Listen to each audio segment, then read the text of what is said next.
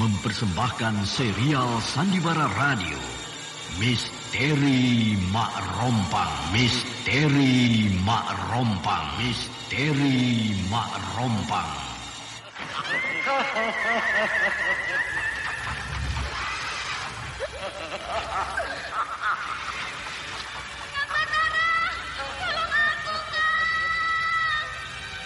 Cepat kemari, Wulan.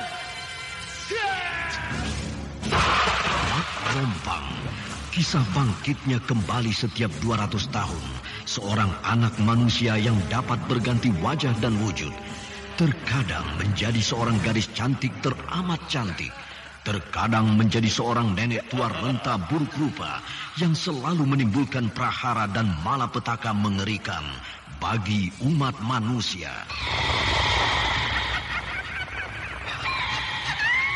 Bahaya, kita dalam bahaya. Sudah, cepat tinggalkan tempat ini. Cepat. Tunggu, Kamera. Aku mau menutup warung dulu. Jangan pikirkan warungmu, pikirkan nyawamu. Menjauh! Tuk Tunggal bilang menjauh.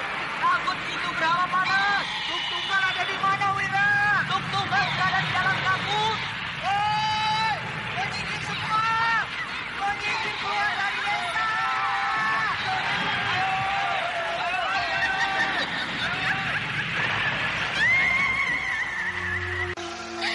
Kang Batara bicara sungguh-sungguh.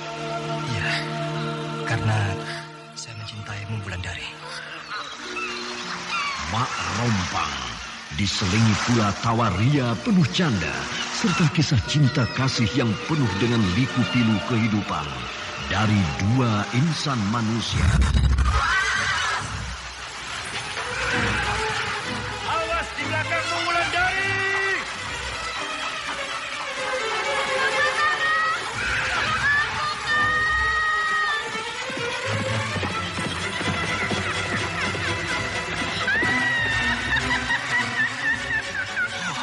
Celaka, Wulandari dibawa lari Mak Rompang. Dia.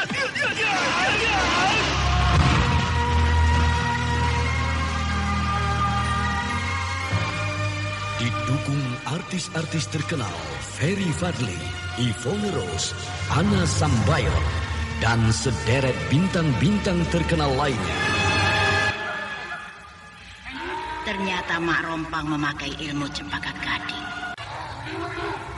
Cempaka Gading itu memang milikku. Kau ambil di dalam peti matiku.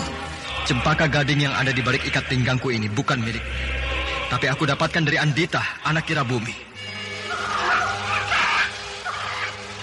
Kembalikan Cempaka Gading itu sebelum kau menyesal nanti. Tidak, Cempaka Gading ini tidak akan aku berikan pada siapapun. Kurang ajar. Lihat ini. Hiya!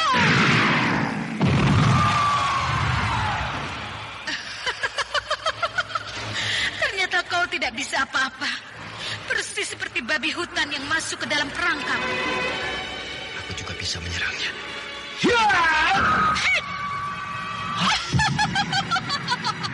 Aku di sini. Kemana dia? Dia sudah berada di puncak pohon itu.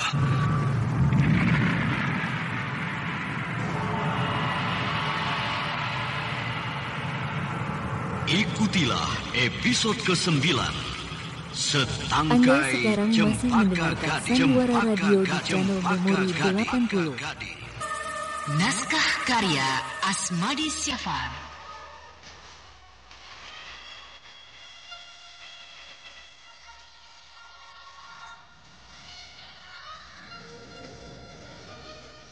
Di seri yang pertama ini didukung oleh Ferry Fadli sebagai Batara, Eli Burhan sebagai Nyi Sepi, Yvonne Rose sebagai Wulandari, Margaret sebagai Andita, Suryatin Tanjung sebagai Kirabumi, Anis sebagai Nyai Dusila, dan pembawa cerita Neni Sumardi.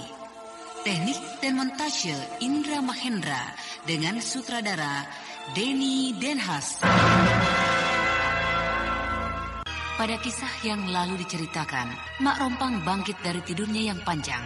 Dia bangkit dan berkelana di sekitar dusun Kumbak. Karena di sana ada beberapa pemuda yang menarik hatinya. Memang saat kebangkitannya kali ini, Mak Rompang dalam keadaan muda belia. Sehingga hatinya sedang diselimuti suasana cinta remaja. maka bencana yang ditimbulkannya tidak begitu parah. Walau setiap pemuda yang dicintainya pasti menemui ajal ketika mendapat kembang goyang dari Mak Rompang. Karena pemuda itu akan terkena bisa racun kembang goyang yang ada di ujungnya. Sementara Batara baru saja kematian kurunya. Pemuda itu tampak berkabung. Dia murung dan jarang keluar dari padepokannya yang terletak di puncak Gunung Raya. Di tempat lain Nyi Sepi dan Wulandari sedang berusaha mencari kitab yang ditulis oleh Ki Pandai Urat. Kitab itu berisikan ilmu lanjutan yang mereka pelajari. Dengan susah payah, akhirnya mereka mendapatkan kitab itu, sehingga mereka mulai membaca halaman demi halaman. Namun mereka tidak tahu, Mak Rompang pun berminat terhadap kitab itu. Bahkan Gandini yang baru melahirkan pun juga berminat terhadap kitab tersebut. Hanya Ki Sabrang yang tidak tahu bahwa ada sebuah kitab yang sedang diperebutkan oleh beberapa orang yang sedang bermusuhan. Ki Sabrang sedang asik dengan kedudukannya yang baru, yaitu kedudukannya sebagai lurah di Lubuk Mentilin. Jabatan yang didapatkannya dengan cara yang sangat licik. Hati-hati Aki Patok, jangan cepat-cepat. Aku tidak bisa menahan hentakan langkah Aki Patok. Tubuhku masih belum kuat. Aki Patok benar-benar mengikuti permintaanku. Cuma kini aku mulai basah kuyup kena air sungai ini. Wah, Aki Patok berjalan di tempat yang dalam, sehingga tubuhku terendam air sebatas pinggang. Ki, cari tempat yang dangkal. Tubuh Aki Patok sudah terbenam ke dalam air, dan juga kepalanya tenggelam di dalam air. Kuat juga Aki Patok menahan nafas selama itu di dalam air. Dan kini Aki Patok mulai menginjak tempat yang dangkal.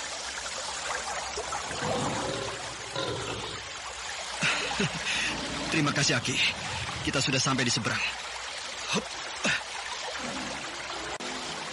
Kang Batara, kalau Kang Batara tidak kuat berjalan, Kang Batara di sini saja. Biar aku dan Nyi Guru mencari kuburan Mak Rompang. Kau yakin kalau kuburan Mak Rompang itu di sini? Iya Nyi Guru, aku pernah melihat sebuah kuburan tua di hutan Gumbak ini. Kalau tidak salah, di batu nisannya tertulis nama Rusmi. Walau tulisan itu sudah tidak jelas. Rusmi? Perempuan yang mengejar-ngejar pemuda dusun Gumbak itu dijadikan kekasihnya? Iya Bulan. Kuburan itu di bawah pohon kedoya hutan. Tapi mana pohon kedoya hutan itu? Iya, di dalam kitab itu dituliskan bahwa kuburan Mak Rompang berada di bawah pohon kedoya hutan. Mana ya? Aku tidak melihat pohon kedoya hutan. Aneh. Tidak ada lagi pohon kedoya hutan di sini. Mungkin pohon kedoya hutan itu sudah ditebang orang? Tidak mungkin. Tidak ada bekas pohon ditebang orang di sekitar hutan ini. Atau kita sudah salah jalan, Batara? Memang di sini tempatnya, Nyi Guru. Aku ingat betul. Batu besar di tengah sungai itu tandanya. Kalau begitu, kita sedang dipermainkan oleh dia. Kau yakin kalau di hutan ini kuburan itu? Iya, Nyi Guru. Nyi Guru, ini, lihat di sini. Ada apa, Bulan? Lihat. Bekas pohon tumbang, dan ini abu kayunya. Kang Batara, kemarilah. Ada apa, Wulan? Kang Batara letih. Iya, jalan sedekat ini saja sudah membuat aku letih. Sudah, duduk sajalah di batu ini. Iya, Nyi Guru. Lihat ini, Kang. Bekas pohon kayu terbakar. Aneh ya. Seluruh batang pohon ini menjadi abu. Coba kau perhatikan tempat ini baik-baik. Siapa tahu di sekitar tempat ini kau menemukan kuburan itu. Sekitar tempat ini, pohon kedoya hutan. Jangan-jangan pohon yang terbakar ini adalah pohon kedoya hutan yang kita cari-cari, Nyi Guru. Betul? Betul. Ini adalah pohon kedoya hutan yang kita cari. Buktinya? Ini, tunggulnya ini berlobang. Dan pohon kedoya itu tunggulnya memang berlobang. Betul ini pohonnya, Kang Batara. Betul. Tapi mana kuburannya? Iya ya. Mana kuburan itu ya? Dulu kuburan itu di sini, tapi sekarang tidak ada kuburan di sekitar ini. Ingat, kita sedang berhadapan dengan seorang yang aneh dan jahat. Sehingga kuburannya pun bisa mempermainkan kita. Bisa menyesatkan kita. Iya, kita harus hati-hati. Nyi Guru, apa ini? Mana? Ini. Batara, kemarilah. Lihat, apa ini? Ah, batu nisan. Batu nisan ini tertutup debu pohon kedaya hutan. Siapa yang membakar pohon ini? Tampaknya bukan dibakar, tapi seperti disambar petir. Bukan disambar petir, tapi pasti dihantam ilmu yang sangat hebat. Sehingga hangus dan jadi debu seperti ini. Wah, berarti ilmu orang yang melepaskannya sangat hebat. Ya, di sini rupanya sudah berlangsung pertarungan dua orang yang sama-sama mempunyai ilmu yang tinggi. Mari, kita bersihkan debu yang lengket di batu nisan ini. Sehingga kita bisa membaca tulisan yang tertera di atas batu nisan ini. Nah, sekarang sudah bisa dibaca. Rusmi. Awas Batara, jangan sampai kau tertipu membacanya. Betul, Nyi Guru. Tulisan ini berbunyi Rusmi. Baca sekali lagi. Oh, bukan Ru, tapi Rompang. Ini kuburan perempuan laknat itu. Jadi Marompang itu memang sudah mati, Nyi Guru? Lihat saja itu. Bukankah itu kuburannya? Sekarang apa yang harus kita lakukan, Nyi Guru? Sebaiknya kita tinggalkan tempat ini sebelum hari berganti dengan malam. Ayo. Iya. Oh, bayangan itu tampak lagi. Nyi Guru tidak merasa kalau sejak tadi ada yang mengawasi. Ayo Batara, tunggu apa lagi? Oh, iya Nyi. Kang Batara, apakah Kang Batara akan bersama-sama dengan saya dan Nyi Guru pulang ke Telaga sore? Duluanlah Bulan. Aku akan menyusul perlahan-lahan bersama Aki Patok. Baiklah.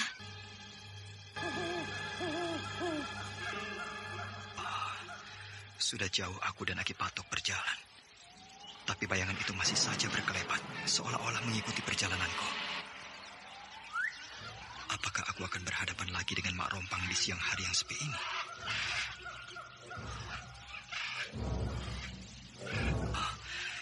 Kalau aku sampai berhadapan untuk kedua kalinya dengan Mak Rompang, maka inilah hari terakhir aku bisa melihat dunia ini. Aki Patok mulai enggan berjalan. Aki, kenapa Aki tidak melangkah terus? Apakah ada yang menghalangi kita? Rasanya Aki Patok sudah melihat sesuatu yang menghambat perjalananku. Baiklah, akan aku hadapi kalau memang yang menghambat ini adalah musuh-musuhku. Oh, ada perempuan berdiri di hadapanku. Kau terkejut? Iya, siapa kau? Kita memang belum pernah bertemu dan berkenalan, sehingga kau bertanya begitu. Siapa kau? Kau jangan kasar begitu kepadaku. Pertanyaanku belum kau jawab. Aku peringatkan kau, jangan kasar kepadaku, karena kau tidak akan sanggup menghadapi aku. Apalagi kau sedang dalam keadaan sakit seperti itu. Perempuan ini tahu kalau aku sedang dalam keadaan sakit. Aku sudah tahu siapa dirimu, dan aku sudah tahu apa yang kau kerjakan di hutan Gumbak tadi.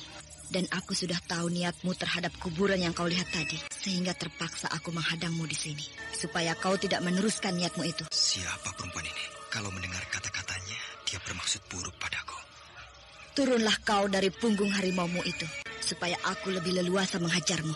Aku akan turun, supaya Aki Patok tidak menahan berat tubuhku. Ayo, turunlah, sebelum aku memaksamu untuk turun. Aneh, Aki Patok tidak memberikan kesempatan aku turun dari punggungnya. Hei, apa kau takut menghadapi aku, sehingga kau tidak berani turun dari punggung harimau itu? Ki, berilah kesempatan aku turun, supaya aku lebih leluasa menghadapi perempuan ini. Oh, celaka. Aki Patok tidak mau menurunkan aku dari punggungnya. Aki Patok malah mulai bergerak ke sana kemari. Baik, kalau kau tidak mau turun dari punggung harimau itu, maka terimalah seranganku. Ya! Hei, tunggu dulu. Aku belum tahu siapa kau. Aku tidak merasa bermusuhan denganmu. Hei, Aki Patok, jangan melompat begitu. Tubuhku tidak tahan mengikuti goncangannya.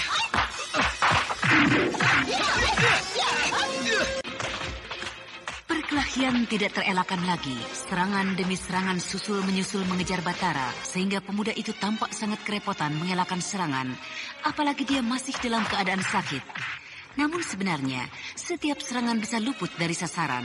Karena kehebatan Aki Patok melompat mengelakkan serangan, sehingga Batara yang berada di punggung Aki Patok luput dari serangan. Namun lama-kelamaan, Batara tampak sudah tidak tahan menahan hentakan-hentakan lompatan Aki Patok, sehingga daya tahan tubuh Batara semakin lemah. Sementara, serangan-serangan beruntun masih dilepaskan oleh musuhnya. Bahkan serangan-serangan itu semakin ganas, sedangkan Aki Patok tidak berani lagi melompat ke sit supaya Batara tidak cedera. Namun justru itu yang membuat fatal bagi Batara. Ketika sebuah serangan yang berkilat bagai petir yang menyambar bagai elang menghantam Batara, tidak diragukan lagi. Batara pasti terkena serangan itu. Serangan yang ujungnya bagai lidah ular berbisa, membelit dan menghempaskan Batara ke tanah. Pemuda itu pingsan seketika. Aki Patok meraung sedih. Sedangkan musuh Batara tertawa puas. Karena dia yakin Batara pasti tewas terkena serangan itu. Musuh Batara hilang raib entah kemana. Sedangkan Batara masih terkulai pingsan tak bergerak. Sementara Aki Patok duduk di samping Batara dengan air mata menetes satu-satu dari mata binatang yang besar itu.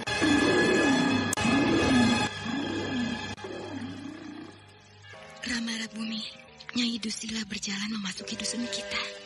Apa maunya perempuan itu? Mungkin dia akan meneruskan pertengkaran yang tertunda dulu, Rama. Memang, di dalam jiwa perempuan itu yang ada hanya kebencian dan permusuhan. Rama, dia berdiri tolak pinggang di bawah tangga rumah kita. Dia seperti menantang aku, Andita. Sombongnya. Hei Rabumi, mana anakmu? Perlu apa kau dengan anakku? Suruh anakmu mengambil mayat pemuda yang dicintainya. Hah, kau? Ya, aku telah membunuhnya. Siapa yang dibunuhnya, Rama? Hei, makhluk bengis. Kenapa harus kau bunuh orang yang tidak bersalah? Karena dia telah mengganggu tempat sahabatku. Tapi bukankah tempat sahabatmu tidak diapa-apakan?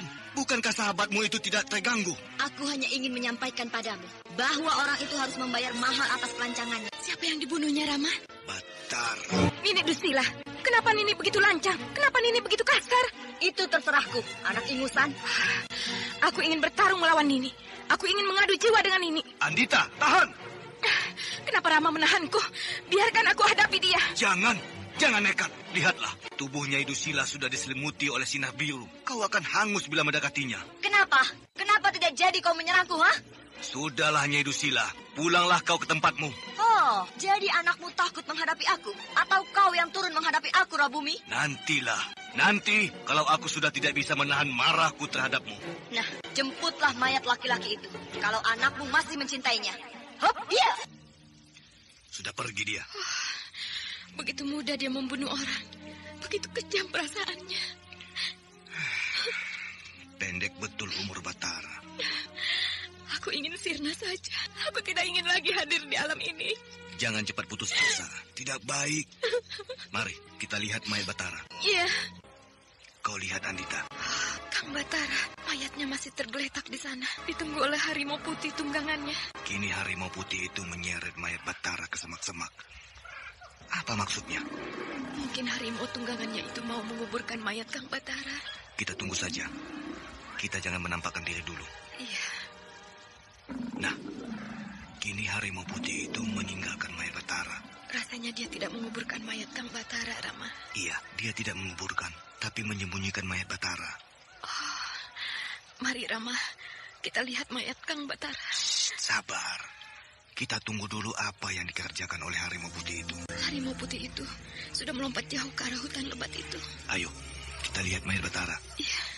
Andita dan ayahnya Kirabumi mendekati semak-semak tempat mayat Batara diseret oleh harimau putih yang bernama Aki Patok. Sedangkan Aki Patok sudah jauh menerjang hutan menuju Telaga Sore.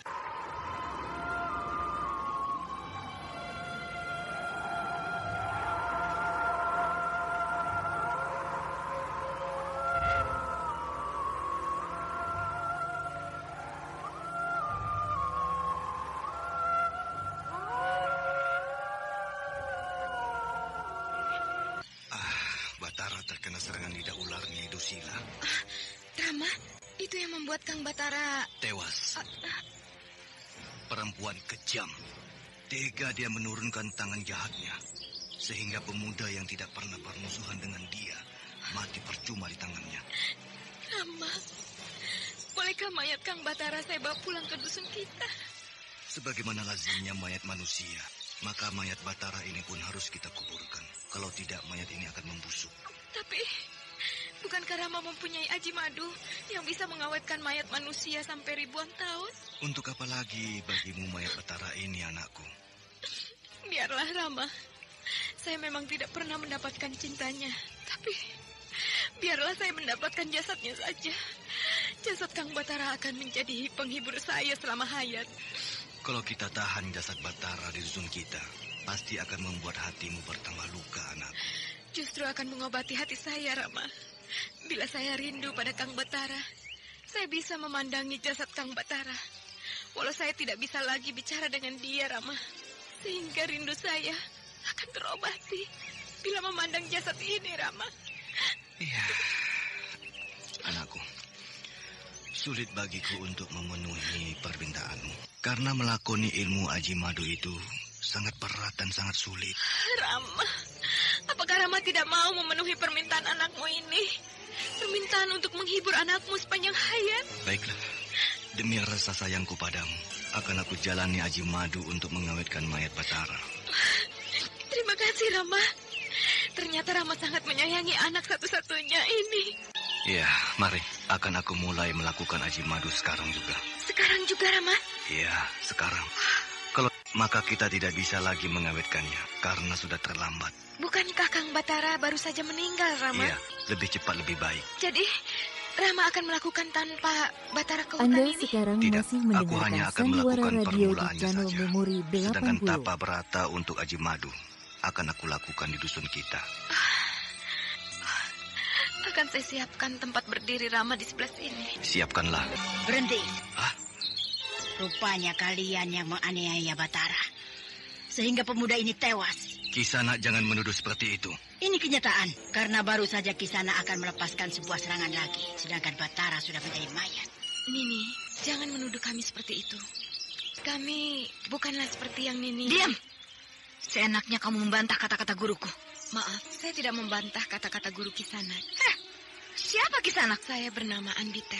Oh, Kisanak yang bernama Andita itu. Bagus. Jadi Kisanak bunuh Kang Batara. Supaya aku tidak lagi bisa memiliki Kang Batara. Tapi ingat, perbuatan Kisanak tidak akan aku diamkan. Aku akan menuntut balas atas kematian Kang Batara. Kisana salah sangka. Siapa Kisanak? Aku orang tua Andita. Bagus kalau begitu. Sekalian aku akan menghukum ayah dan anak hari ini. Hiat! Mereka dapat mematahkan seranganku. Kenapa kalian diam saja? Ayo, kita bertarung. Hadapi aku kekasih Kang Batara. Siapa Kisana? Aku Wulandari. Kisana akan menyesal karena Kisana salah duga. Jangan banyak alasan lagi. Ayo kita bertarung. Hiat! Awas Andita. Iya, Rama. Kurang ajar. Kau anggap enteng seranganku.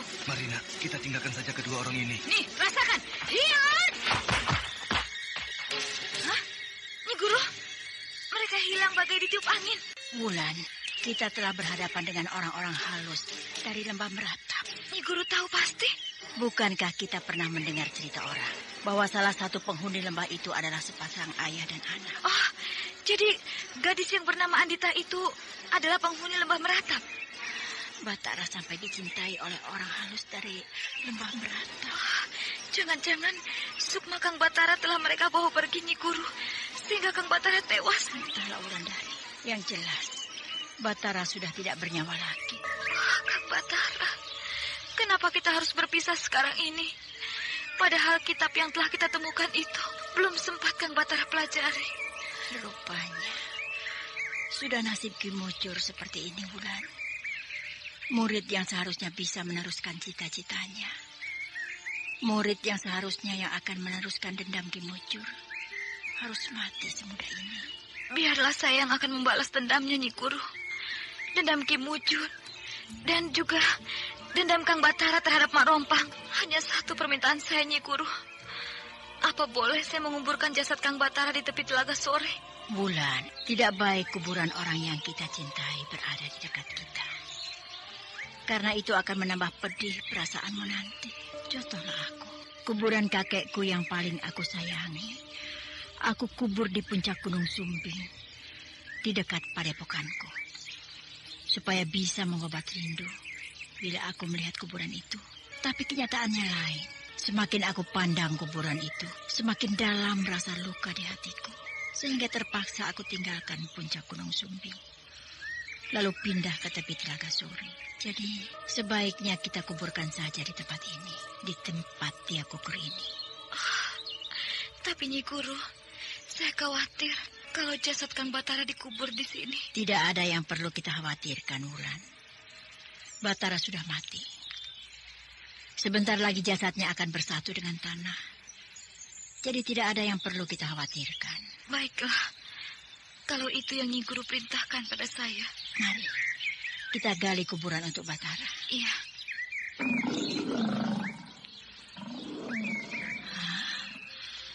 Aki Patok. Dari mana harimau putih itu, Nyi Guru? Iya. Dari mana harimau tunggangan Batara ini? Sehingga dia tidak tahu kalau Batara tewas. Aki, Kang Batara telah tewas. Apakah Aki Patok tidak tahu? Binatang ini meneteskan air matanya, Wulan. Pertanda dia ikut berduka. Aki, kita sudah kehilangan orang yang kita cintai. Saya kehilangan kekasih. Sedangkan Aki Patok kehilangan junjungan. Sudah, mari kita gali kuburan untuk mayat Batara sebelum hari berganti malam. Iya, Nyi Guru. Nyi Guru, Aki Patok selalu meraung. Dia sedih, Wulan.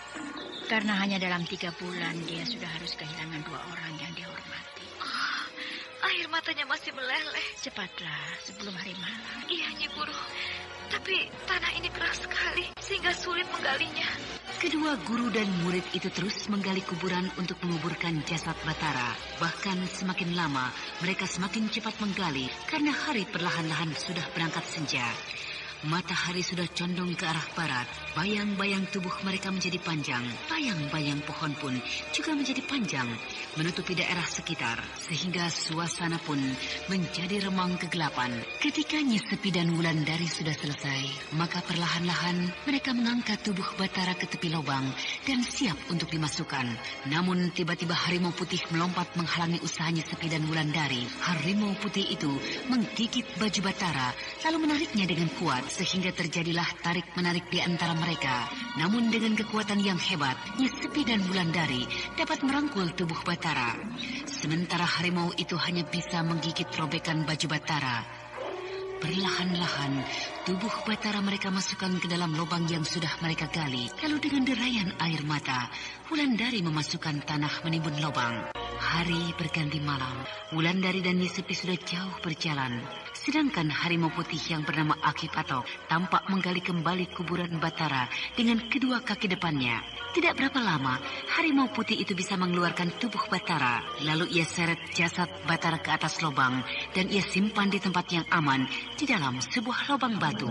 Apa yang kau menungkan lagi, anakku? Saya ingat kejadian tadi, Rama.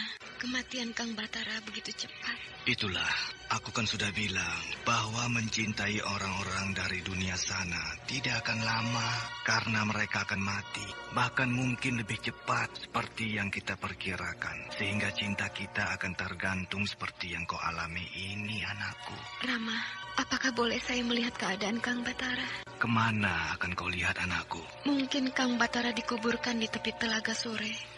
Apakah kau akan bentrok lagi dengan kedua guru dan murid itu? Saya tidak akan menampakkan diri. Saya akan melihat dari jauh saja, Rama. Sebaiknya kita lihat saja dari dusun kita ini, anakku. Tidak usah pergi ke sana. Nah, lihatlah dari jendela rumah ini. Kau akan bisa melihatnya segalanya. Sudah bisa kau melihat mereka? Lihat, Rama. Apa yang kau lihat, anakku? Apa? Mereka rupanya sudah menguburkan Kang Batara di tempat yang tadi. Tapi kuburan itu kosong. Hah? Mayat Batara tidak ada di dalam kubur itu? Bagaimana kalau kita lihat ke Telaga Sore, Rama? Ya, mungkin mayat Batara dibawa ke Telaga Sore. Mungkin mereka ingin menguburkan Batara di sana. Nah, lihatlah. Nah, itu gadis yang menyerangku tadi. Dan itu gurunya yang bernama Nyi Sepi, Rama. Tidak ada apa-apa di sana, Andita. Tidak ada satupun kuburan di tempat mereka. Apakah mereka menyimpan mayat Batara, Rama? Tidak mungkin, tidak mungkin. Berbahaya, berbahaya. Kenapa berbahaya, Rama? Mungkin ada yang membawa lari mayat Batara. Untuk apa mayat Kang Batara dicuri, Rama? Aku tidak tahu, anakku. Dan mungkin mayat Batara dicuri oleh Nyai Dusila. Mari kita lihat. Kemana? Ke tempat Nyai Dusila? Bukan, tapi di dalam semediku. Iya, Rama.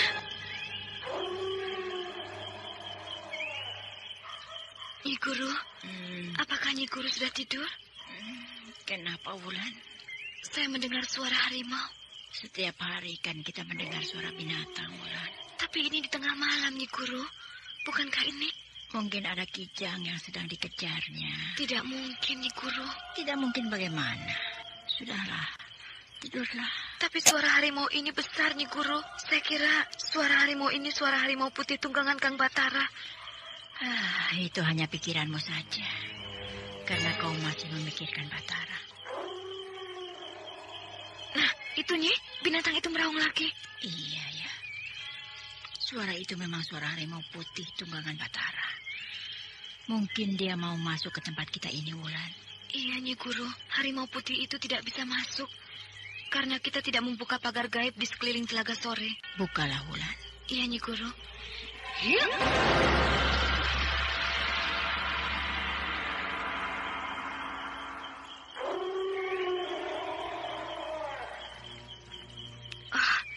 Harimau putih itu sudah datang, Nyi Guru. Lompatan harimau ini hebat sekali. Satu kali lompatan dia sudah sampai di depan kubu kita. Iya, Nyi Guru. Si patok ini duduk di dekat kakiku. Dia duduk sambil menggeser-geserkan kepalanya di kakiku, Wulan. Aki patok tampak gelisah, Nyi Guru. Aku tidak mengerti. Apa maunya Aki patok ini? Bagaimana kalau Nyi Guru bicara dalam semedi dengan Aki patok, Nyi Guru? Tampaknya dia tidak mau bicara, Wulan. Aku merasakannya. Tetapi baiklah, akan aku coba. Aki patok, bicaralah. Apa yang membuat Aki gelisah? Hah? Kasihan.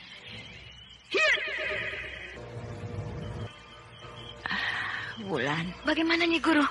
Aki patok tidak bisa bicara. Karena mulutnya terkena serangan yang dilepaskan oleh musuh Batara. Pasti Andita dan bapaknya telah menyerang Aki patok.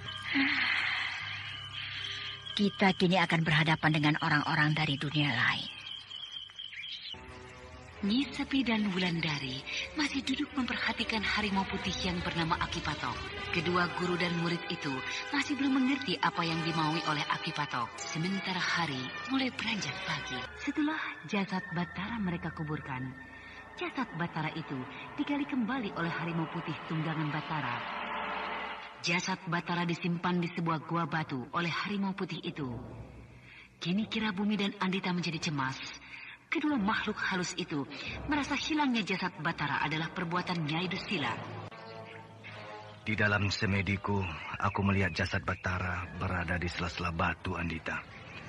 Tapi aku tidak tahu di sela batu yang mana. Lubang ini pasti bekas kuburan Kang Anda Batara. sekarang masih mendengarkan Sandiwara Lubang Radio ini di bekas channel kuburan Memori Batara. 80. Rama, lihat bekas ini. Bekas benda besar diseret-seret. Sehingga semak-semak ini terkuak lebar. Pasti ini sebuah jejak manusia. Iya, Rama. Mari kita ikuti jejak ini, Andita. Jejak ini semakin lama semakin jelas, Rama. Lihat, jejak ini hilang sampai di dekat batu besar ini. Batu besar ini adalah celahnya, Rama. Apakah jasad Batara ada di dalam celah batu ini? Celah batu ini cukup besar. Bisa memasuki oleh satu orang. Mari kita masuki celah ini dengan kekuatan pikiran kita. Iya.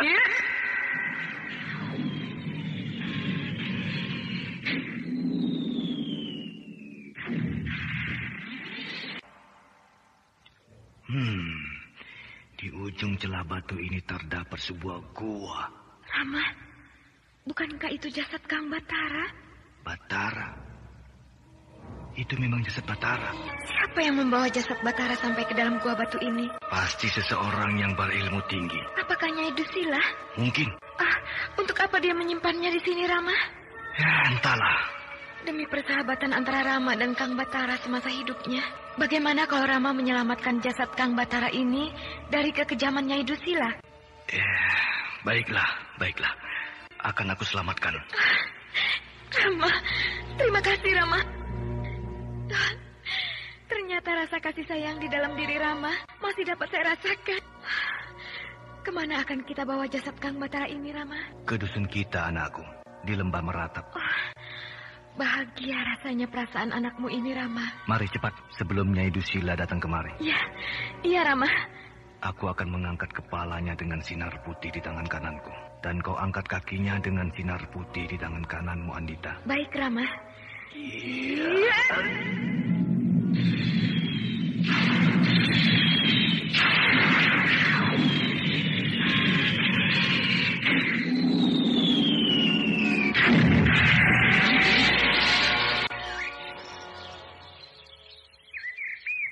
Cepat, Wulan.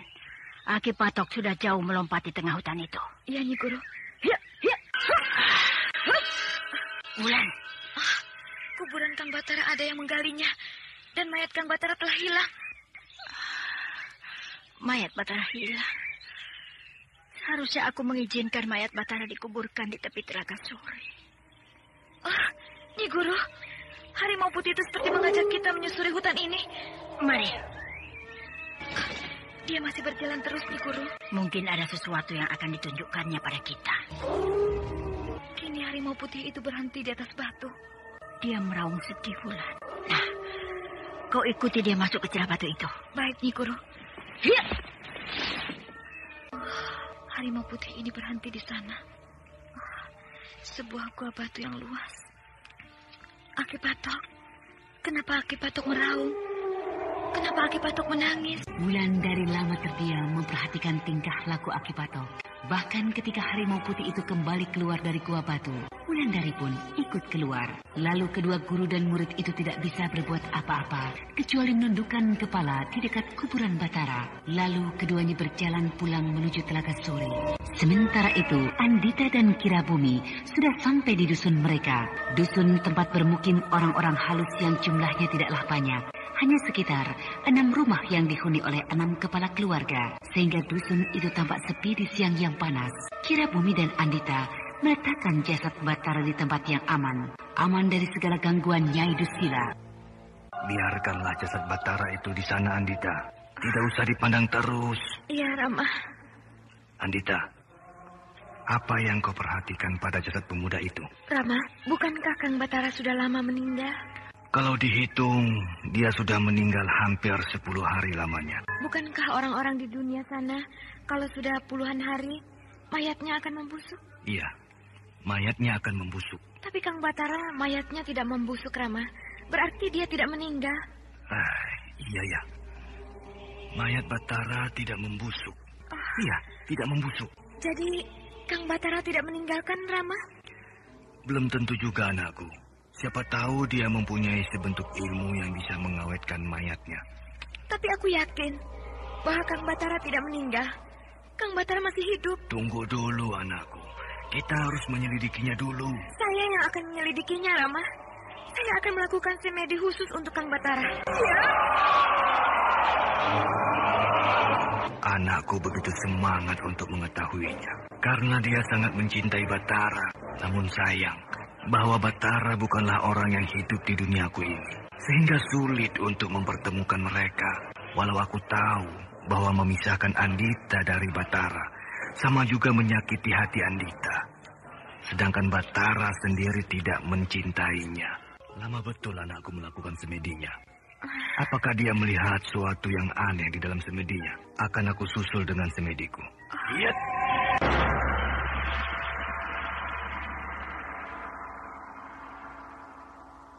Kenapa kau begitu lama, Andita? Apa yang kau lihat, anakku? Rama Rabumi menyusul di dalam semedi saya. Apa yang kau lihat, anakku, Andita? Saya melihat kehidupan di dalam diri Kang Batara, Rama. Rama, perhatikanlah. Jauh di dalam sana, kehidupan masih ada di dalam tubuh Kang Batara. Kehidupan masih ada di dalam diri Batara. Pantas tubuhnya tidak membusuk. Saya berharap supaya Rama mau menolong Kang Batara. Sulit untuk menolongnya, Andita, karena kehidupan dalam dirinya bagai lampu yang sebentar lagi akan habis minyaknya. Saya berharap Rama mau menolong Kang Batara. Kalau hidupnya tinggal sedikit, itu sudah nasibnya, Rama. Baiklah, anakku. Akan aku coba menolongnya. Hanya semata-mata karena rasa kasihan. Nyi Guru yakin kalau jasad Kang Batara dibawa ke desa Mentilin ini? Pasti. Kalau tidak, kemana lagi? Bukankah di desa ini Batara banyak mempunyai musuh? Ya, semenjak Ki Sabrang menjadi pemimpin di desa ini. Mari kita cari di seluruh pelosok desa ini. Iya, Nyi Guru. Benar-benar kita sudah lama tidak datang ke desa ini, Wulan. Sudah perubahannya. Perubahan apa, Nyi Guru? Banyak orang lalu lalang. Orang-orang yang membawa senjata. Orang-orang ini adalah tentara mentilin yang dibayar oleh Ki Sabrang untuk menjaga keamanan dirinya. Kalau begitu, kita harus hati-hati, Wulan. Jangan sampai penyamaran kita ini diketahui oleh mereka. Iya, Nyi Guru. Tarik capingmu lebih dalam, Wulan, supaya wajahmu tidak dikenal oleh mereka. Iya, Nyi Guru. Wulandari dan Nyi Sepi memasuki desa Mentilin dengan sangat hati-hati. Mereka melakukan penyamaran sebagai dua orang pengembara dengan memakai caping yang lebar untuk menutupi muka mereka supaya tidak dikenal oleh orang-orang desa itu. Sementara di balik baju mereka terselip senjata untuk menjaga diri dari serangan pasukan Singasari yang bisa saja tiba-tiba menyerang mereka. Namun penyamaran mereka tidak luput dari pengamatan seorang setengah baya yang mengikuti mereka dari jarak yang tidak terlampau jauh. Kau merasakan bahwa sejak tadi kita diikuti oleh seseorang. Iya, Nyi Guru. Bagus. Mari, kita pura-pura berhenti. Lalu dengan cepat kita sergap orang itu. Iya, Nyi Guru. Siap, Wulan. Orang itu semakin dekat. Iya, Nyi Guru. Nah, dia lewat di samping kita. Jangan berteriak. Kalau berteriak, maka belati ini akan menembus lehermu. Siapa kau? Ki Wista? Lepaskan, Wulan. Maaf, Ki. Saya tidak tahu kalau Ki Wista. Kau Wulan. Nyi Sepi. Maaf. Kami tidak tahu kalau Ki Wista yang membuntuti kami. Aku juga tidak mengenal kalian berdua. Sehingga terpaksa aku mengikuti kalian. Kami memang sengaja menyamar supaya tidak dikenal orang. Kenapa Ki Wista harus membuntuti kami? Karena penyamaran kalian. Itu sebabnya aku disuruh membuntuti kalian. Siapa yang menyuruhmu, Ki Wista? Orang-orang Ki Sabrang. Rupanya sudah banyak orang-orang yang menjilat pada lurah baru itu. Ki Sabrang rupanya takut pada orang yang tidak dikenal masuk ke desa ini. Dia takut dibunuh oleh musuh-musuhnya. Bahkan beberapa bulan yang lalu, Batara hampir saja membunuhnya. Namun dengan kelicikannya, dia berhasil menangkap Batara. Lalu dia bersiap untuk menggantung Batara. Betul begitu, Ki Wista? Betul, Wulan. Tapi Batara memang hebat. Dia dapat meloloskan diri di saat dia akan digantung. Sudahlah. Aku ingin menolong kalian. Asal kalian katakan tujuan kalian memasuki desa ini. Atau apakah Wulandari akan menemui ibumu di rumah Ki Sabrang? Kalau iya, bukalah penyamaranmu supaya Ki Sabrang tidak curiga padamu. Tidak, Ki Wista. Saya dan Nyi Guru datang kemari bukan untuk menemui ibu, tapi mencari jasad Kang Batara yang hilang. Jasad Batara? Kenapa Batara? Kang Batara telah tewas beberapa hari yang lalu. Tapi mayatnya dicuri orang dari kuburannya. Batara. Umurmu pendek sekali. Kau ternyata mati muda. Ki Wista. Iya. Apakah Ki Wista tahu siapa yang suka mencuri mayat di desa ini? Tidak, Nyi. Tapi aku akan selidiki siapa yang mencuri mayat Batara. Iya, Ki Wista. Iya. Kami akan berkeliling desa untuk mencari mayat Kang Batara. Sebaiknya jangan, Wulan. Cepatlah keluar dari desa ini sebelum kalian berdua dikepung oleh orang-orang Ki Sabrang. Apakah mereka tahu kalau kami menyamar masuk ke dalam desa ini? Setiap orang asing masuk kemari pasti dicurigai. Karena Ki Sabrang tidak mau terulang lagi kejadian yang dialaminya dengan Batara dulu. Itu sebabnya setiap orang memasuki desa ini akan dicurigai. Kalau perlu, mereka tangkap. Ki Sabrang itu harus diberi pelajaran. Sudahlah, Nyi. Sudahlah. Ki Sabrang sekarang sedang dalam puncak kekuasaan. Lebih baik kita menyingkir saja. Tapi kami harus mencari jasad Batara, Ki Wista. Biarlah aku yang mencarinya. Kalau sudah berhasil, aku akan kabarkan pada Nyi Sepi. Asal Nyi Sepi memberitahu di mana aku bisa menemui Nyi Sepi. Ki Wista akan sulit mencariku. Biarlah aku yang akan datang kemari 3 hari lagi. Baiklah. Tapi jangan 3 hari lagi. Berilah aku waktu seminggu lagi. Seminggu lagi? Baik. Aku dan Wulan akan datang kemari seminggu lagi. Sayangnya Nyi Guru. Nyi Guru tidak mau mengobrak-abrik desa Mentilin ini. Kalau tidak, desa itu akan berkabung karena Ki Sabrang tewas. Mengobrak-abrik desa Mentilin bukan pekerjaan mudah, Wulan. Karena desa itu sekarang dijaga dengan ketat oleh pasukan kerajaan. Saya sanggup menghadapi pasukan kerajaan, Nyi Guru. Jangan berpikir yang bukan-bukan. Kalau kau menghadapi pasukan kerajaan, sama juga kau menghadapi kawanmu sendiri. Ya, Nyi Guru. Bukan saatnya sekarang ini kita menghadapi Ki Sabrang. Musuh yang paling utama adalah Mak Rompang. Wulandari tampaknya tidak puas dengan penjelasan Nyi Sepi. Dia masih memikirkan untuk menghancurkan Ki Sabrang. Sementara Nyi Sepi sedang berpikir keras untuk bisa mempelajari kitab yang ditulis Ki Pandai Urat dengan cepat supaya bisa menghadapi dan mengalahkan Mak Rompang.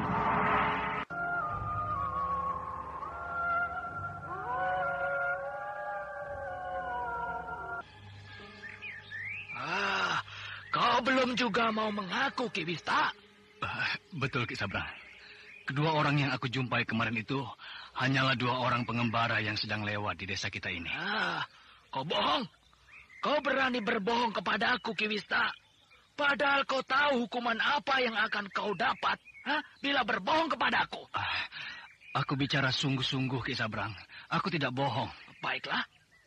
Lalu, apa yang kau bicarakan dengan kedua orang itu, Ki Wista? Tidak ada. Tidak ada? Iya, tidak ada. Tapi kau bicara lama sekali dengan mereka. Mereka menanyakan kemana jalan ke kota raja. Jangan bohong, Ki Wista. Sungguh, Ki Sabrang. Aku tidak bohong. Kau rupanya menyembunyikan sesuatu padaku. Baiklah, aku tidak akan memaksa. Tapi ingat, besok pagi kau akan aku bawa ke kota raja untuk menerima hukuman sebagai mata-mata Singasari. Aku bukan mata-mata Singasari, Ki Sabrang. Lalu siapa kedua orang itu dan apa yang kau bicarakan dengan mereka? Belum juga. Kau mau bicara, Ki Wista? Baiklah. Kedua orang itu adalah kawan Batara.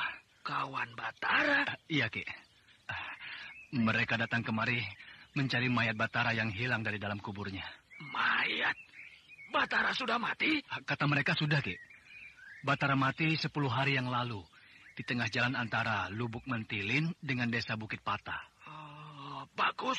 Bagus. Kalau aku tahu siapa yang membunuh Batara, maka aku akan memberi dia uang sebagai hadiah. Jadi... bilang pada kedua kawan Batara itu, kalau mereka datang lagi, ya, bahwa orang desa ini tidak butuh mayat Batara. Sehingga tidak mungkin mayat Batara itu ada di sini. Jangankan mayat Batara, sedangkan Batara semasa hidupnya pun orang-orang desa ini tidak butuh. Iya, Ki Sabrang. Aku akan bilang bila kau orang itu datang lagi kemari. Ki Wista, berita yang kau bawa membuat hatiku gembira sekali. Sudahlah, pergilah. Aku akan bersenang-senang hari ini untuk merayakan kabar gembira itu. Iya, Ki. Aku permisi. Tunggu dulu. Ada apa lagi, Ki? Lain kali, kalau ada berita gembira seperti ini, kau langsung saja melaporkan padaku. Jangan takut-takut seperti tadi.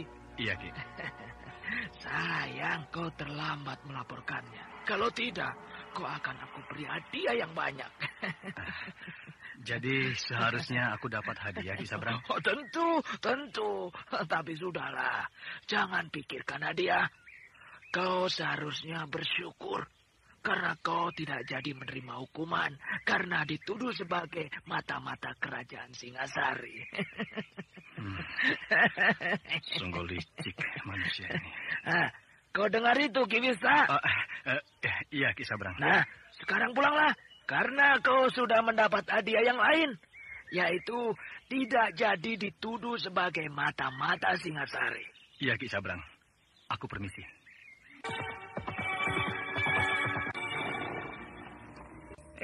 Ada apa sih Giro terburu-buru kemari? Ada apa, Giro? Maaf, Ki Sabrang. Ada kabar penting.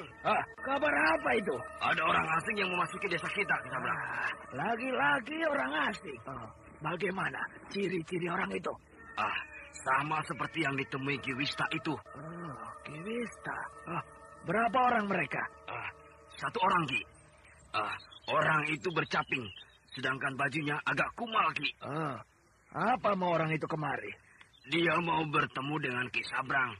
Jadi kau sudah berbicara dengan orang itu? Sudah, Ki. Mau bertemu dengan aku? Sudah kau tanya, siapa namanya? Dia tidak mau menyebut namanya pada saya, Ki. Tapi dia bilang, dia datang kemari untuk memberikan ucapan selamat pada Ki Sabrang. Karena Ki Sabrang sudah berhasil menjadi pimpinan desa ini. Siapa ya? Apa yang harus kami lakukan, Ki Sabrang? Mungkin salah seorang sahabatku. Tapi kita tidak boleh percaya begitu saja. Begini, biarkan orang itu menghadap padaku. Tapi secara diam-diam, kalian awasi dia. Dan kalau dia macam-macam, habisi saja. Siap, Ki Sabrang. Nah, sekarang orang itu ada di mana? Dia masih menunggu di warung Ataki. Suruh dia kemari. Ya, Ki. Ada orang berjalan kemari. Apakah mungkin orang yang dimaksud oleh Kiro tadi? Orang ini bercaping seperti yang dikatakan Kiro. Memang dia. Tapi kenapa si Kiro tidak melihat orang ini? Celaka. Kalau dia ingin membunuhku, apa yang harus aku lakukan? Tapi tidak apa-apa. Di rumah ini aku masih punya beberapa pengawal. Siapa Kisanak?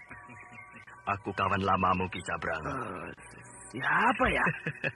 Aku tidak bisa mengenalimu karena topi capingmu menutup mukamu. Ya, baiklah. Caping ini akan aku buka supaya jelas olehmu siapa aku. Nah, inilah aku. Kisanak Keling? Iya.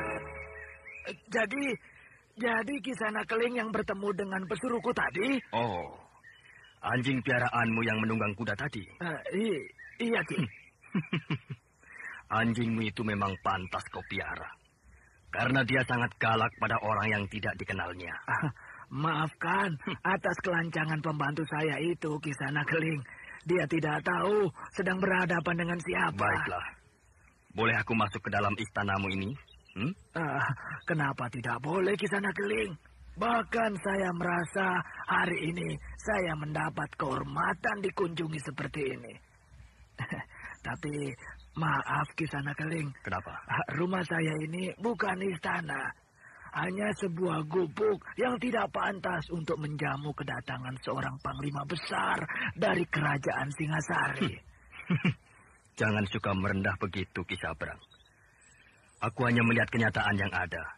Bahwa rumah yang kau tempati ini adalah sebuah rumah yang mirip istana dalam bentuk lebih kecil. Mari Kisanak Keling. Silakan masuk. Terima kasih. Sangat bagus ruangan ini. Cocok untuk tempat balerung seorang raja. Tidak juga, Kisanak Keling. Ruangan ini saya buat untuk penyambutan tamu-tamu terhormat. Ya, misalnya seperti Kisanak Keling sekarang ini. Iya. Mari, Ki. Silakan duduk. Iya. Celaka. Apakah Kisanak Keling datang kemari akan menghukum aku? Kau sekarang hebat, Ki Sabrang. Sungguh-sungguh hebat. Aku tidak menyangka. Hebat bagaimana yang Kisanak Keling maksudkan? Apakah tidak hebat? Kau mengkhianati kami. Lalu dengan mudah kau lolos dari hukuman mati yang dijatuhkan Ki Kunjara terhadap dirimu. Padahal seluruh pasukan Singasari menyangka kau telah mati saat itu. Maaf, Kisanak Keling. Saya bukan mengkhianati. Hanya waktu itu salah pengertian antara saya dan Ki Kunjara. Ya, itulah karena Kisanak Keling waktu itu tidak ada di tempat. Jadi tidak ada pengertian antara saya dengan Ki Kunjara. Bahkan salah pengertian itu mencapai puncaknya. Sehingga saya dijatuhi hukuman gantung oleh Ki Kunjara.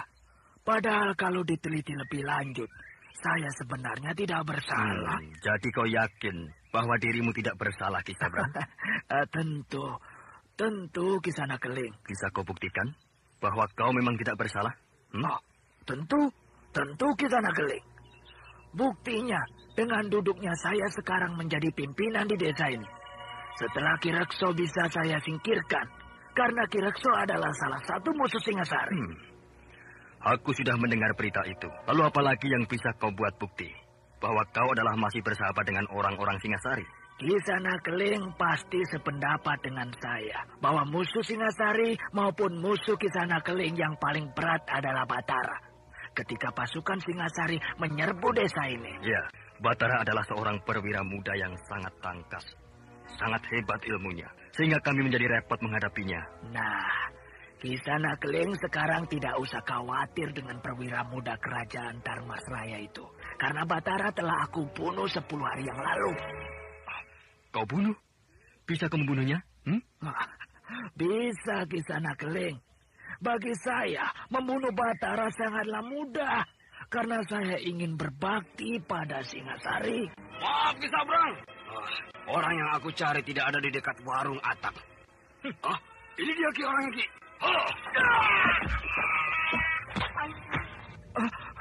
Kenapa Kisanakeling membunuh pesuruh saya ini?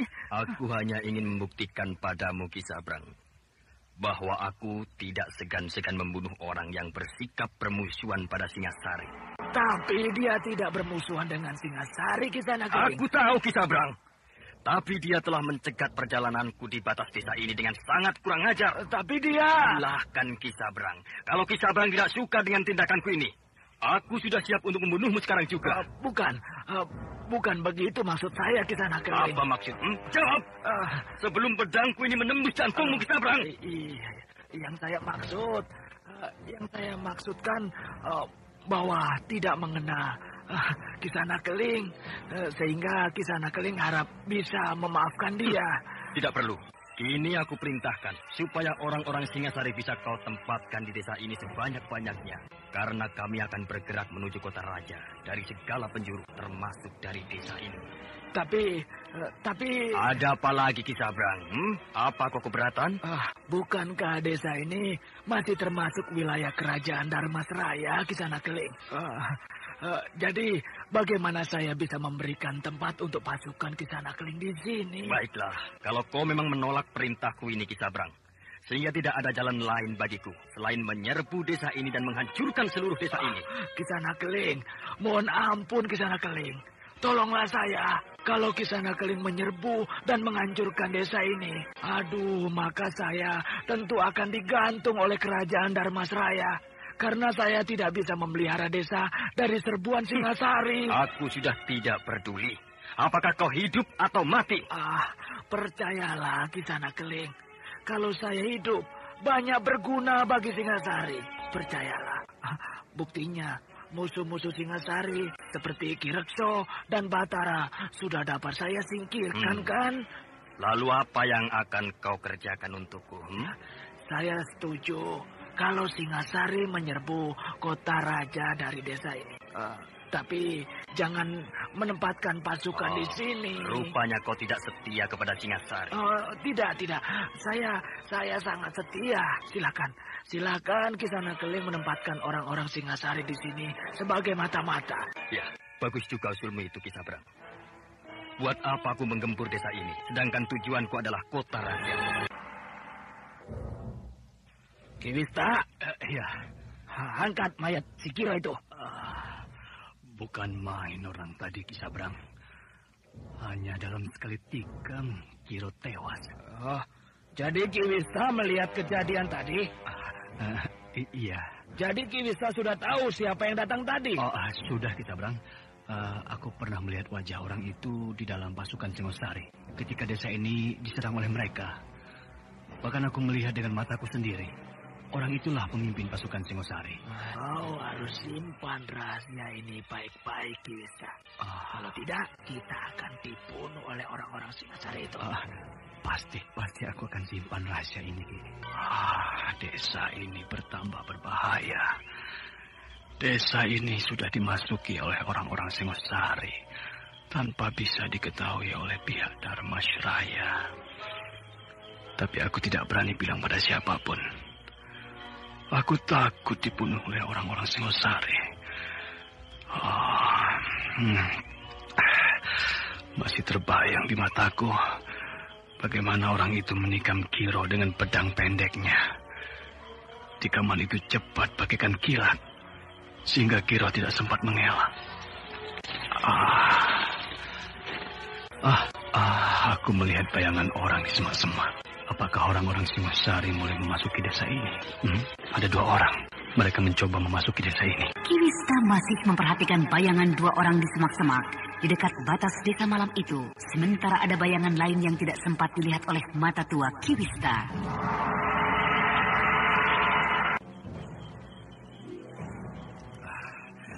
Dua orang yang bergerak di semak-semak.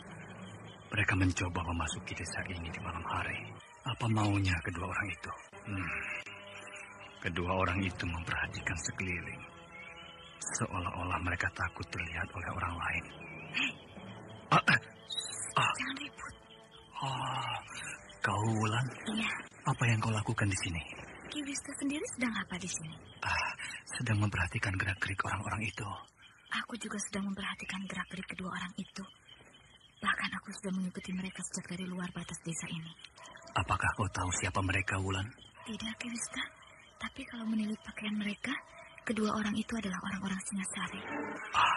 Wah, celaka. Mereka benar-benar mulai masuk ke desa ini. Apakah Ki Wista tahu kalau mereka akan memasuki desa ini? Tadi sore, Ki Sabrang baru saja didatangi oleh Ki Sanakeling. Ki Sanakeling itu kan Anda sekarang masih mendengarkan Sandiwara Radio di channel Memori 80. Tidak tahu, Wulan. Hanya Ki Sanakeling sempat membunuh Kiro. Karena pemuda itu sudah berlaku tidak sopan terhadap Ki Sanakeling. Kurang ajar, seenaknya dia membunuh orang. Tapi aku bersyukur juga, Wulan. Karena yang dibunuh itu adalah orang-orangnya Ki Sabrang. Iya, tapi dia tidak bisa seenaknya membunuh orang-orang Dharma Siraya. Wulan, lihat mereka mulai mencoba memasuki desa kita ini. Aku hadang mereka. Untuk apa? Aku tidak rela desa ini diinjak-injak oleh mereka. Jangan. Nanti bisa ricuh desa ini. Ki Wista, jangan takut begitu. Kita harus tunjukkan pada mereka bahwa desa ini tidak bisa dijamah begitu saja tanpa harus menembusnya dengan mahal. Bukan main. Wulandari bisa melakukan lompatan seperti itu. Tubuhnya berputar 2 kali di udara sebelum menjejak di tanah. Hanya dalam 1 kali lemparan belati, salah seorang dari mereka rubuh tidak berkutik. Yang seorang lagi mengetahui kehadiran Wulandari. Hanya dalam 1 kali tendangan orang itu juga rubuh tidak berkutik. Bukan main. Dari mana Wulandari mempunyai ilmu seperti itu? Apakah dari Nyi Sepi? Tapi yang aku tahu, Nyi Sepi itu bukan seorang pendekar. Dia hanya seorang tabib. Ki Wista? Kau hebat sekali, Wulan. Sehingga kedua orang itu jatuh pingsan. Mereka bukan pingsan, tapi mati. Sudahlah, Ki Wista tidak memikirkan kedua orang itu. Yang penting sekarang, bagaimana tentang pencarian Ki Wista terhadap jasad Kang Batara? Sudah bertemu atau belum? Belum. Bahkan mungkin jasad Batara tidak berada di desa ini. Karena aku sudah menyelidiki seluruh pelosok desa. Jadi tidak ada ya? Baiklah, akan aku sampaikan pada Nyi Guru. Ya, katakanlah begitu. Kau jangan selalu mengikuti perjalanan kekasih Batara itu, Andita. Yang harus kau cari adalah Cempaka Gading. Rama, saya hanya ingin melihat kehebatan kekasih Kang Batara. Bahkan saya sudah melihat bagaimana dia membunuh 2 orang yang tidak dikenal memasuki desa Mentilin. Untuk apa kau memperhatikan gerak-gerik ilmu gadis itu? Karena suatu saat saya harus berhadapan dengan dia. Berhadapan? Untuk apa? Rama, bukankah ketika itu dia menantang saya berkelahi, Rama? Bahkan tantangannya itu seperti akan mengadu jiwa dengan saya. Kau rupanya masih menyimpan dendam terhadap Wulandari. Sebenarnya tidak sejauh itu, Rama. Tapi kalau saya bertemu dengan dia, sudah pasti saya akan bertarung. Sudahlah, lupakan itu. Sekarang mana Cempaka Gading yang aku suruh ambil? Ada, Rama. Saya membawanya persis 3 buah. Seperti yang Rama minta. Bunga-bunga ini bagus sekali, Andita. Pandai kau memilihnya. Bukankah begitu pesan Rama Rabumi pada saya? Bagus. Kini mari kita bekerja menolong Batara. Semoga dia bisa selamat dari bahaya maut yang dia hadapi. Iya, Rama. Kedua ayah dan anak itu mulai bekerja mengobati Batara yang tergeletak diam bagikan orang yang sudah mati. Hanya pertanda bahwa dia masih hidup adalah tubuhnya. Tubuh itu tidak membusuk sedikit pun, walau Batara sudah tidak sadarkan diri selama 2 minggu. Setelah Kirabumi membacakan mantra untuk ketiga bunga cempaka gading yang dipegangnya, maka ketiga bunga itu dia rendam di dalam air yang berasal dari air terjun lembah Meratap. Ketika bunga itu dimasukkan ke dalam air, perlahan-lahan air itu berubah menjadi kuning gading sesuai dengan warna cempaka gading itu. Bahkan air itu mengeluarkan bau yang sangat harum. Bau bunga cempaka yang sedang mekar.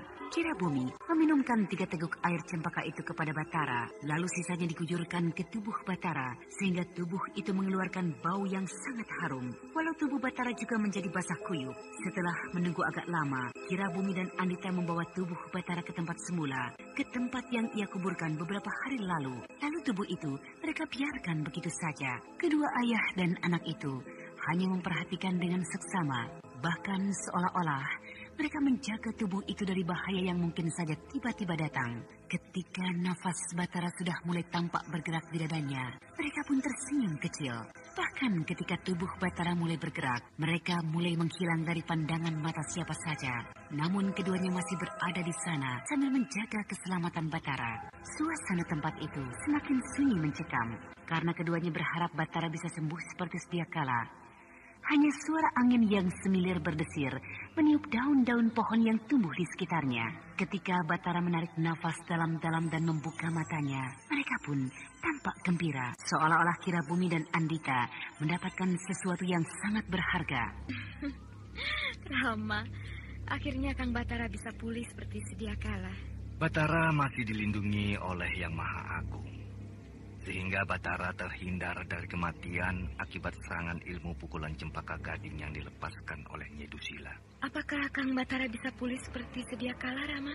Semoga saja, karena ilmu pukulan Mak Rompang yang membuat lumpuh Batara, bahkan pukulan Nyai Dusila, berasal dari sumber yang sama, yaitu ilmu pukulan cempaka gading. Ilmu pukulan ini adalah ilmu pukulan abadi. Karena luka di dalam tubuh lawannya akan abadi. Hanya bisa ditolong dengan 3 tangkai cempaka gading yang kita lakukan tadi. Ya, semoga Kang Batara bisa sembuh. Andita, Batara mulai sadar dari pingsannya. Oh, Kang Batara mulai mengeliat. Bahkan kini dia mencoba bangun, Rama. Iya, kita berhasil. Kita berhasil menyembuhkan seluruh sakit Batara. Gusti yang Maha Agung, ternyata kau berikan kehidupan untuk anak manusia yang bernama Batara. Apakah perlu aku melewati bekas kuburan Kang Batara? Apakah aku akan sanggup melihat tempat itu? Apakah hatiku tidak akan hancur? Tapi tidak ada jalan lain yang lebih dekat selain melewati tempat itu. Apa boleh buat? Aku harus sanggup menahan rasa sedih bila lewat di sana.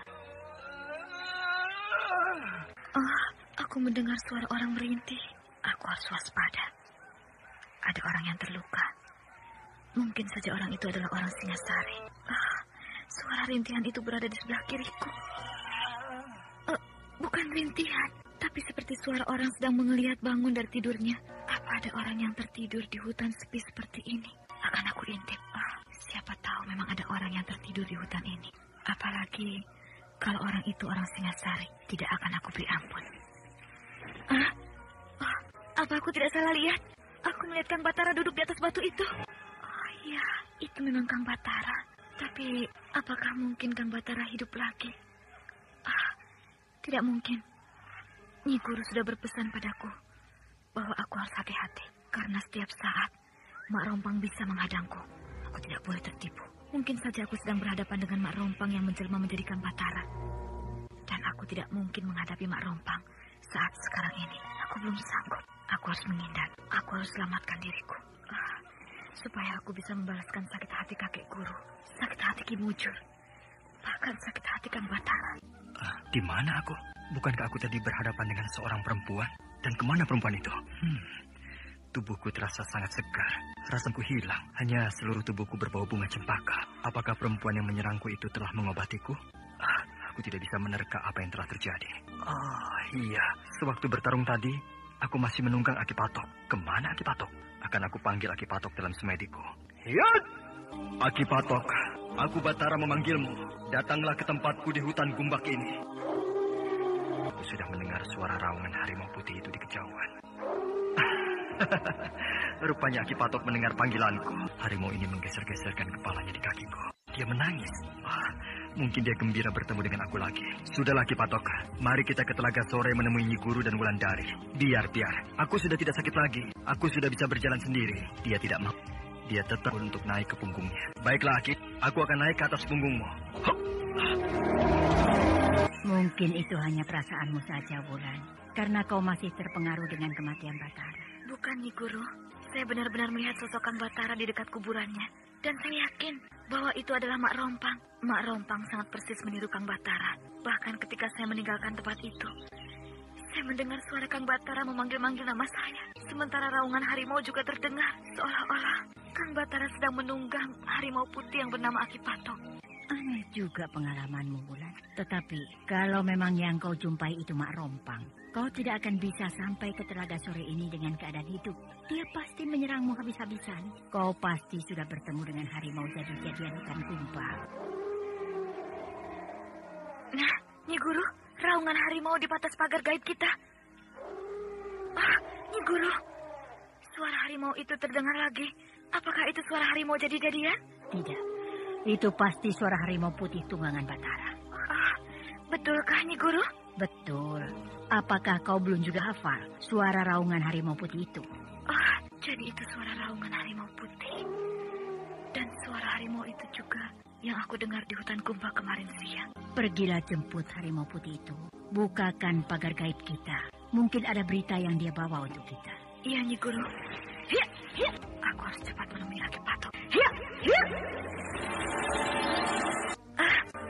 Apakah aku tidak salah lihat? Wulan? Apakah aku tidak salah lihat? Ayo Wulan, bukakan pagar gaib ini supaya aku dan Aki Patok bisa masuk ke Telaga Sore. Betulkah aku berhadapan dengan Kang Batara? Kenapa kau curiga padaku, Wulan? Ada apa sebenarnya? Nah, masuklah. Pagar gaib yang mengelilingi padepokan ini sudah aku buka. Kau tampak curiga padaku, Wulan. Jadi, aku benar-benar berhadapan dengan Kang Batara? Kau belum juga percaya kalau aku adalah Batara? Kang Batara. Kenapa kau menangis, Wulan? Karena aku gembira. Anda sekarang masih mendengarkan Sandiwara Radio di channel Memori 80. Batara dan Wulandari berjalan bersama menuju tempat Nyi Sepi yang duduk di atas sebuah anyaman tikar pandan hutan yang bernama Aki Patok. Mengikutinya dari belakang, di atas tikar pandan itu, tampak Nyi Sepi duduk sambil tersenyum kepada kedua kekasih yang tampak sangat sepadan itu. Bahkan Nyi Sepi memandang Batara seolah-olah tidak percaya kalau Batara masih hidup. Apalagi melihat langkah Batara yang lebar dan mantap, seperti tidak pernah menderita sakit sedikit pun.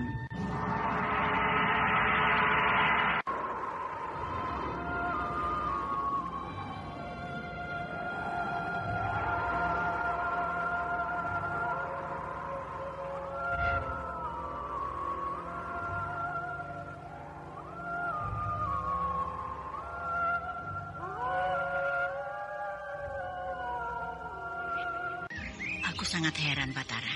Kau bisa bangkit dari kematianmu. Mati? Jadi aku sudah mati, Nyi Guru? Ya, bahkan aku dan Wulandari sudah menguburmu di tepi jalan di dekat hutan Kumbang. Aku sudah mati, tapi tidak mungkin, Nyi Guru. Tidak ada orang mati yang bisa hidup lagi.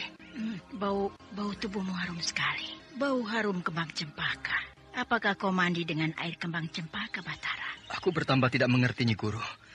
Aku tidak pernah tahu kenapa tubuhku berbau kembang cempaka. Yang aku tahu hanya aku diserang oleh seorang perempuan yang tidak pernah aku kenal sebelumnya. Bahkan serangan itu sangat hebat.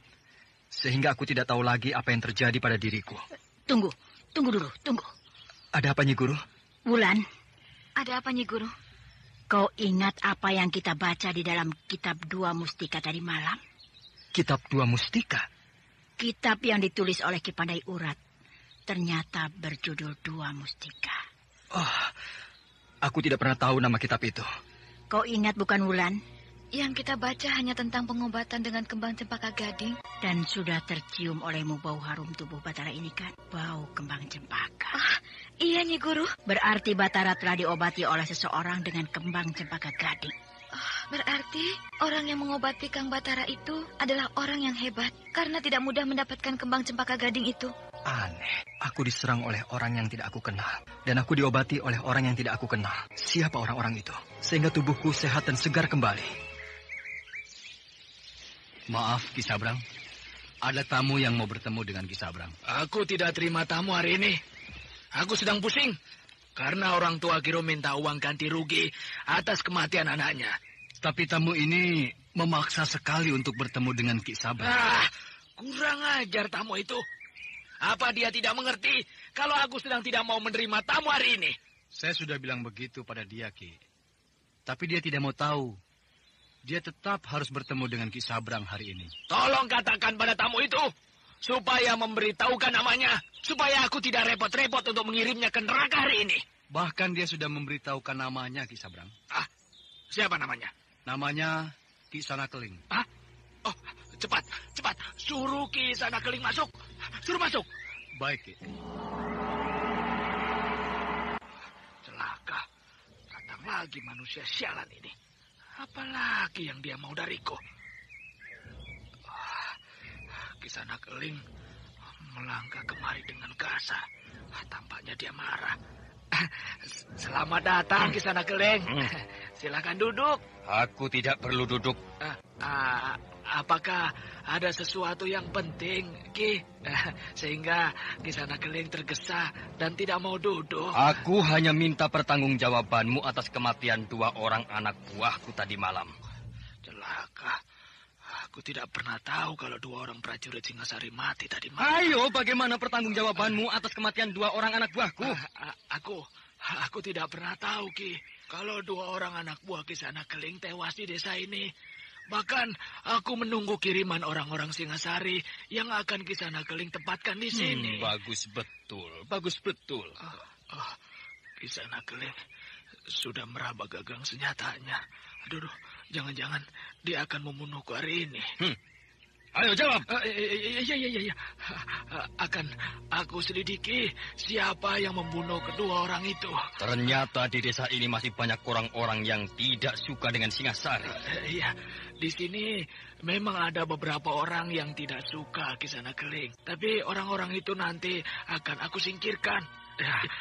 Persis seperti aku menyingkirkan Ki Rekso dan Batara. Baik, berarti kau memberi jaminan untukku. Kini aku minta ganti rugi atas kematian anak buahku. Ganti rugi? Ya.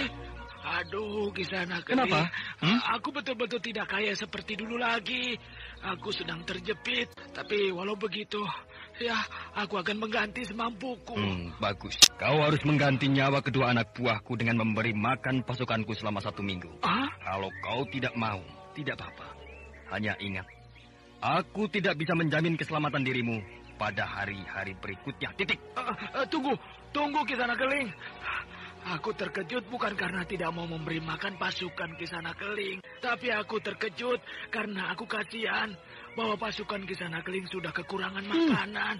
Aku tunggu kiriman makananmu untuk pasukan. Iya, baik Ki. Dan perbekalan makanan itu sudah harus sampai besok pagi. Iya Ki Sanakeling. Sialan, apa urusannya aku memberi makan pasukannya? Kalau aku tidak ingat bahwa mereka itu bakal jadi penguasa di negeri ini, sudah aku suruh bunuh Ki Sanakeling itu. Apa itu, Wulan? Ramuan obat yang dibuat oleh Nyi Guru untuk Kang Batara. Apakah aku harus meminum obat lagi? Hanya untuk berjaga-jaga, kata Nyi Guru. Baiklah, akan aku minum sebentar lagi. Hei, kau tampak rapi sekali pagi ini, Wulan. Apakah kau akan pergi? Iya. Kemana? Mencari kembang cempaka gading. Cempaka gading? Kalau cempaka gading biasa, banyak Kang Batara. Tapi kalau cempaka gading yang dimaksud di dalam kitab 2 Mustika, rasanya sulit untuk ditemukan. Di mana cempaka gading itu tumbuhnya, Wulan? Kalau menurut kitab 2 Mustika itu, tumbuhnya di puncak gunung, Kang. Di gunung mana? Entahlah, di dalam kitab itu ditulis bahwa di puncak gunung itu ada sebuah danau. Di tengah danau itu ada sebuah pulau kecil. Nah, di tengah-tengah pulau itu tumbuh pohon cempaka gading. Di pohon itu banyak semut merah yang ganas serta puluhan ular berbisa. Sedangkan di danau itu hidup beberapa ekor buaya putih yang sangat besar. Wah, sulit rasanya untuk bisa menemukan pohon cempaka gading itu. Apalagi bisa memetik kembangnya. Tapi aku harus mencari dan menemukan pohon cempaka gading itu, Kang. Begitu kata Nyi Guru. Bahkan kalau bisa, dapat memetik kembangnya untuk persediaan obat kita di padepokan ini, Kang Batara. Tugas yang sulit untuk dilaksanakan. Nah, kalau Kang Batara sudah minum ramuan obat itu, Kang Batara harus istirahat supaya lebih segar. Iya, terima kasih. Kang, aku pergi dulu. Hati-hati, Wulan. Keadaan sekarang semakin tidak aman untuk kita. Banyak orang-orang Singasari yang berkeliaran di pelosok-pelosok desa. Aku akan menghindari jalan-jalan desa. Aku akan berjalan menelusuri gunung-gunung dan lembah. Bagus, pergilah. Doakan aku ya, Kang. Aku selalu berdoa siang dan malam demi untuk keselamatanmu. Terima kasih. Ternyata Kang Batara selalu memikirkan keselamatanku. Nyi Sepi terlampau keras mendidik muridnya. Sampai hal-hal yang sangat sulit dibebankan pada Wulandari. Tapi kalau dipikir-pikir, Ki Mujur pun sering menugaskanku untuk hal-hal yang sulit dan berbahaya. Aku mencemaskan keselamatan Wulandari karena aku tidak mau kehilangan dia. Sejak tadi aku mendengar langkah kaki di semak-semak mengikutiku. Aku harus bersembunyi. Memang ada orang yang mengikutiku. Seorang perempuan muda yang berwajah buruk, tapi dia kehilangan jejakku. Dia sudah jauh. Kini aku harus meneruskan perjalananku. Dan aku yakin di puncak gunung ini tumbuh pohon cempaka gading itu. Perempuan ini sudah berdiri di hadapanku. Dia sungguh-sungguh menakutkan. Lebih buruk daripada tadi. Kau mau kemana? Mau naik ke puncak gunung ini. Mau apa kau ke puncak gunung ini? Hanya mau jalan-jalan. Kau berbohong. Aku tidak berbohong. Aku hanya mau jalan-jalan sambil melihat pemandangan yang indah. Di puncak gunung ini tidak ada pemandangan yang indah. Apa perempuan ini sebenarnya? Dia selalu menatapku dengan tatapan mata yang tajam. Mau apa kau menghadangku seperti ini? Bahkan kau sudah mengikuti aku sejak dari kaki gunung ini. Aku hanya mau jawaban yang jujur darimu. Jawaban apa? Tujuanmu yang sebenarnya naik ke puncak gunung ini. Kenapa kau paksaku? Karena kau berbohong padaku. Apakah perempuan ini tahu tujuanku yang sebenarnya? Kau mau mencari kembang cempaka gading, bukan? Tidak ada pohon cempaka gading tumbuh di puncak gunung ini. Jadi percuma kau meneruskan perjalananmu. Perempuan ini hebat. Apakah dia yang mengobati Kang Batara? Apa yang kau pikirkan, gadis cantik? Siapa kau sebenarnya? Apakah perlu kau mengetahui siapa aku? Ya, tentu perlu. Karena kau tahu apa maksudku naik ke puncak gunung ini. Kalau soal itu semua orang juga tahu. Siapa saja yang berniat naik ke puncak gunung ini, pasti dia bermaksud mencari pohon cempaka gading. Padahal pohon itu tidak ada di puncak gunung ini. Karena gunung ini memang mirip dengan gunung yang di puncaknya ada pohon cempaka gading. Berarti kau tahu di mana pohon cempaka gading itu tumbuh? Tentu. Boleh aku tahu di gunung mana tumbuh pohon itu? Wah, kalau kau sampai tahu, maka aku tentu tidak akan bisa lagi memetik kembangnya. Kenapa begitu? Pasti akan kau petik semuanya. Aku bukan orang yang serakah seperti itu. Aku tidak percaya padamu. Kenapa? Apakah aku pembohong? Kau memang pembohong. Tadi saja kau sudah membohongi aku. Perempuan ini rupanya sangat tahu tentang pohon cempaka gading. Tapi sulit juga membujuknya. Kau belum pernah melihat kembang cempaka gading itu kan? Belum. Apakah kau punya? Ya, punya. Boleh aku melihatnya? Boleh. Asal jangan kau pegang. Nih. Indahnya. Warnanya kuning gading, sedangkan baunya harum semerbak. Hanya saja kembang cempaka ini belum mekar. Lihat, kembang cempaka ini akan kuselipkan di telingaku. Nah, bagus kan? Kembang cempaka gading itu mulai mekar perlahan-lahan setelah diselipkan di telinganya. Dan wajah perempuan ini berubah perlahan-lahan. Wajahnya menjadi cantik, bahkan bertambah cantik. Kau terkejut melihat kejadian ini. Kenapa wajahmu bisa berubah cantik seperti ini? Itu karena pengaruh kembang cempaka gading yang aku selipkan di telingaku ini. Rasanya aku pernah melihat wajah perempuan cantik ini. Kau semakin heran melihat wajah cantikku ini. Aku pernah melihatmu, tapi aku lupa di mana. Siapa sebenarnya kau? Aku bernama Mak Rompang.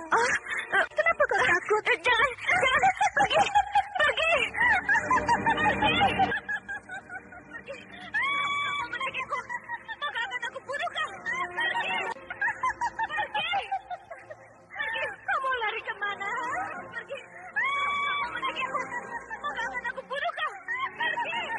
Mak Rompang semakin mendekati Wulandari yang berdiri di sebuah jalan sempit di lereng gunung. Sedangkan gadis itu berusaha untuk mundur.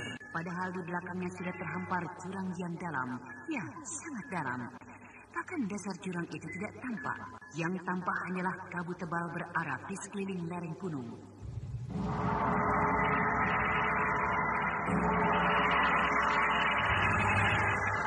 Nah, pendengar yang berbahagia, bagaimana kelanjutan kisah ini? Untuk mengetahuinya, ikutilah esok hari pada waktu dan gelombang yang sama. Demikianlah tadi serial Sandiwara Radio, Misteri Mak Rompang. episode ke-9, Setangkai Cempaka Gading. Dipersembahkan oleh Denhas Adya Suara, bekerja sama dengan PT Sinar Effendi Murni, produsen tablet obat kuat Aladina, obat terlambat bulan Menpas Kapsul, tablet obat kuat dan pegal linu Duta Rema, dan jamu godok Cap Gorilla. Terima kasih atas perhatian Anda. Sampai jumpa.